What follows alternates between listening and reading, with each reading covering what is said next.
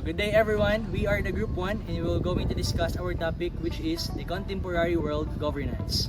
So the learning outcomes of our discussion will be first, to identify the roles and functions of the United Nations. Second is to identify the challenges of the global governance in the 21st century. And lastly is to explain the relevance of the state amid globalization. So the topic of our discussion today will be first, the internationalism versus the globalism. Second is what is global governance. Third is the institutions that govern international relations. And lastly is the roles and functions of the United Nations to globalization. So what is internationalism? So internationalism is a movement which advocates a greater economic and political cooperation among nations for the theoretical benefit of all. Internationalism teaches the people of all nations to have more common than they do and differences, and thus that nations should treat each other as equals.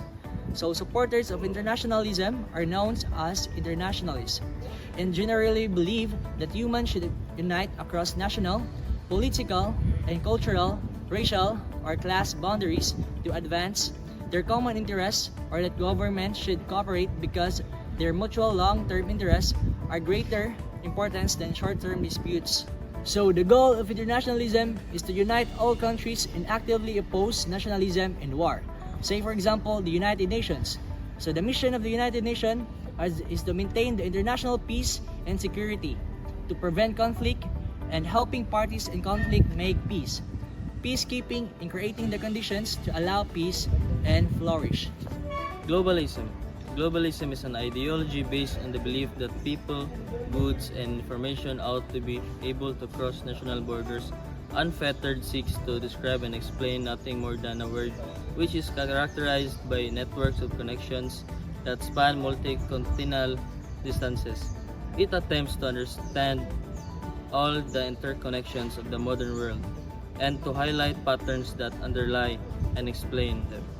Example: economic globalism involves long-distance flows of goods, services, and capital, and information and perceptions that accompany market exchange. Social and cultural globalism involves movements of ideas, information, images, and of people when, of course, ideas and information with them. So what is global governance? It is called world governance. It's a movement towards political cooperation among transnational actors aimed at negotiation responses to problems that affect more than one state or region. It refers to the various intersecting processes that create these orders, and it tends to involve institutionalization, and this institution such as the United Nations, the International Criminal Court, the World Bank, and tend to have limited or democratic power to enforce compliance. So what is institution that governs international relations? So the universal membership of United Nations, Bretton Woods Institution, and World Trade Organization. So the limited membership of European Union and the North Atlantic Treaty Organization. United Nations, coined by U.S. President Franklin D. Roosevelt when representatives of 26 nations pledged their governments to continue fighting together against the Axis powers. The United Nations was established after World War II with the aim of preventing future wars, succeeding the ineffective League of Nations. In 1945, representatives of 50 countries met in San Francisco at the United Nations Conference on International Organization to draw up the United Nations Charter. The charter was signed on 26th of June 1945 by the representatives of the 50 countries. Poland, which was not represented at the conference, signed it later and became one of the original 51 member states. There are 193 UN member states with the addition of South Sudan in July 14, 2011. Philippines joined UN on October 24, 1945 under the administration of Sergio Osmeña. The roles and function of the United Nations to globalization: maintaining worldwide peace and security, developing relations among nations, so fostering cooperation between nations, and order solve economic, social, culture, and humanitarian and international problems. So providing the forum from bringing countries together to meet the UN purpose and goals. The rules and functions of the United Nations to globalization. Main deliberative, policy making, and representative organ of UN, all 193 member states. Decision on important question, peace and security, require two-third majority. Decision on other questions are simply majority. The General Assembly each year elects a GA President to serve a one-year term of office. Incumbent Volkan Bozkir. Security Council, responsible for the maintenance of international peace and security. 15 members, 5 permanent and 10 non-permanent members. Takes lead in determining the existence of the threat to the peace or act of aggression. The Security Council has a presidency which rotates and changes every month. Economic and Social Council or ECOSOC, principal body for coordination, policy review, policy dialogue, and recommendation on economic, social, environmental issues, as well as implementation of internationally agreed development goals, and 54 members elected by General Assembly for overlapping 3 years term. The International Court of Justice. The International Court of Justice is the principal judicial organ of the United Nations. Its seat is at the Peace Palace in The Hague, Netherlands, settled in accordance with international law, legal disputes, and to give advisory opinions of legal questions. Secretariat comprises the Secretary General, incumbent by Antonio Guterres, and 10,000 of the international UN staff members.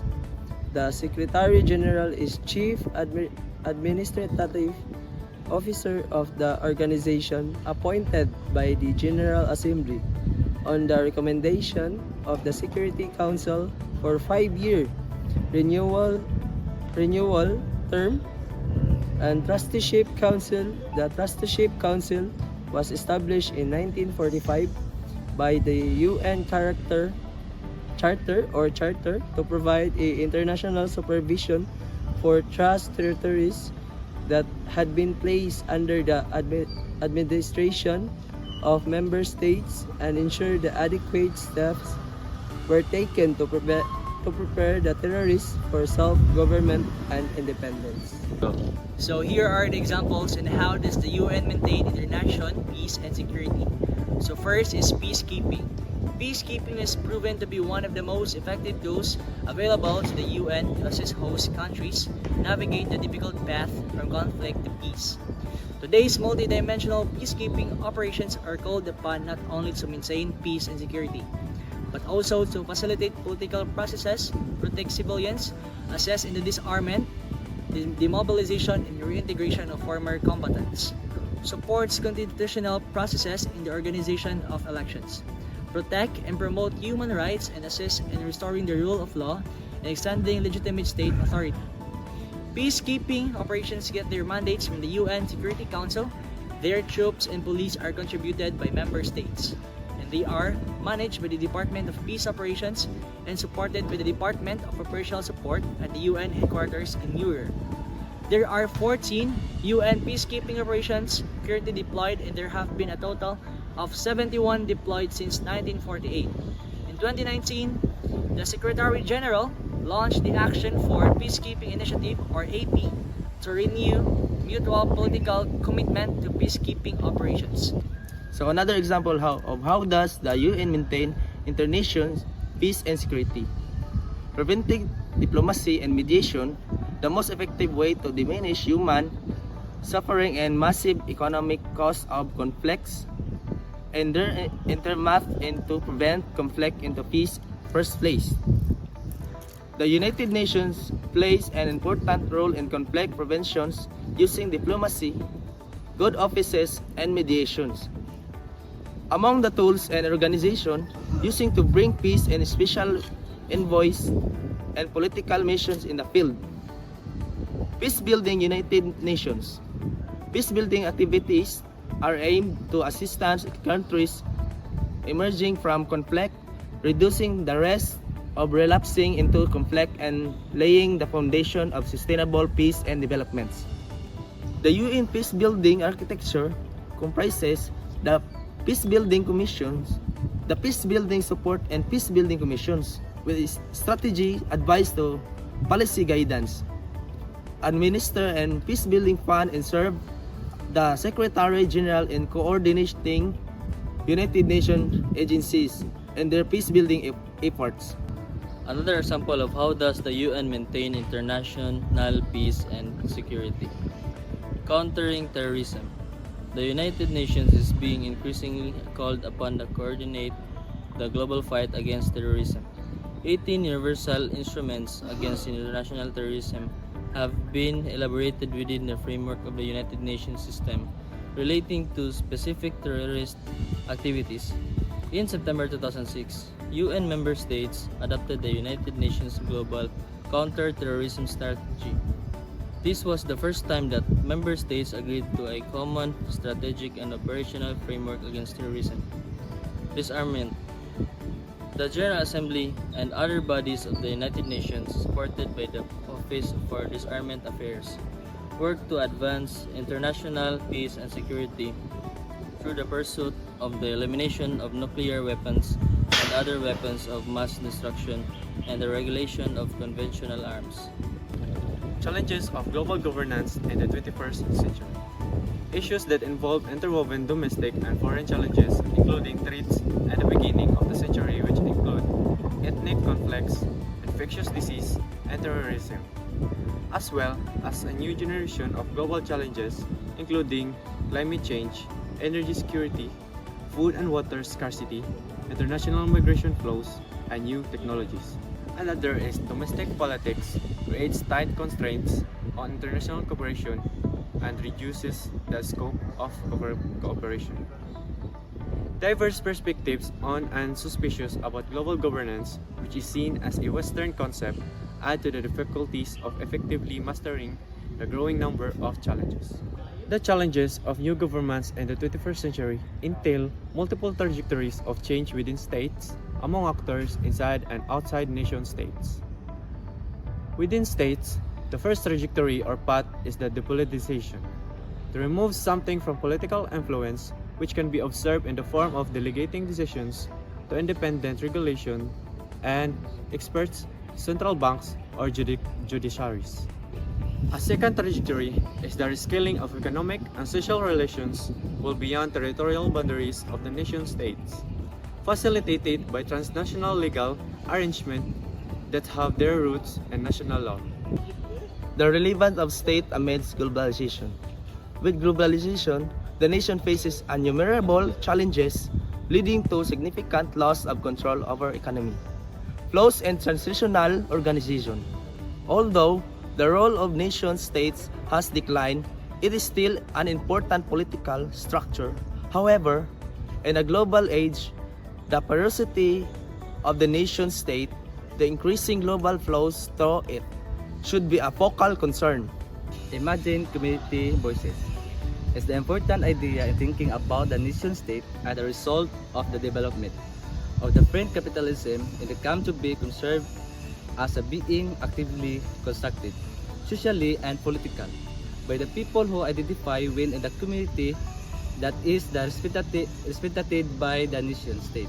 This is the concept that excited further by examining how the nation-state transcends the geographic boundaries in the face of rapidly developing technology and assessing increasing immigration flow, emphasize the piece on the imaging of the nation state in the light of such global flow.